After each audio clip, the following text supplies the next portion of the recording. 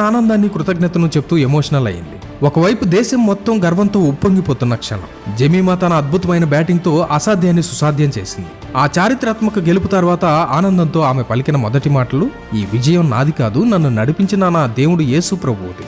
ఇది ఆమె హృదయంలో నుంచి వచ్చిన స్వచ్ఛమైన కృతజ్ఞతాభావం. కానీ మన దేశంలో కొందరికి ఆమె తెచ్చిన విజయం కన్నా ఆమె చూపిన విశ్వాసమే కనబడుతుంది. సోషల్ మీడియాలో ప్రశంసలతో పాటు విమర్శల విషయం కూడా ఎదుర్కొంటుంది. ఆమెను ఒక మతోన్మాదిగా చిత్రీకరిస్తూ ఆటలోకి మతాన్ని ఎందుకు లాగుతున్నావు అని ప్రశ్నిస్తూ ట్రోల్స్ మొదలయ్యాయి. భారతదేశంలో ఒక వ్యక్తికి, ముఖ్యంగా క్రైస్తవులకు స్వేచ్ఛగా మాట్లాడే హక్కు లేదా?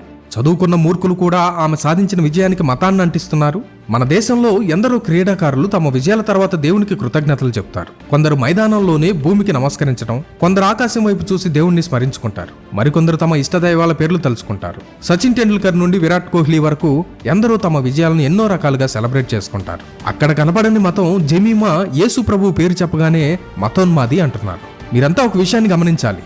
జెమీమా మీ కంటికి మతోన్మాది అయితే ఈ విషయం మీరు తెలుసుకోవాలి. క్రికెట్ ని కనిపెట్టింది ఎవరో తెలుసా? దానిని మన దేశానికి పరిచయం చేసింది ఎవరు? బ్రిటిష్ వారు. అంటే చారిత్రాత్మకంగా క్రైస్తవ విశ్వాసం బలంగా ఉన్న దేశం. వారు ప్రార్థించేది కూడా యేసు ప్రభువునే. మరి మీ ప్రకారం క్రైస్తవులు కనిపెట్టిన ఈ ఆటను ఆడుతున్న ప్రతి ఒక్కరూ, దానిని చూస్తున్న కోట్లాది మంది అభిమానులు, వీరంతా కూడా మతోన్మాదులే అవ్వాలి కదా?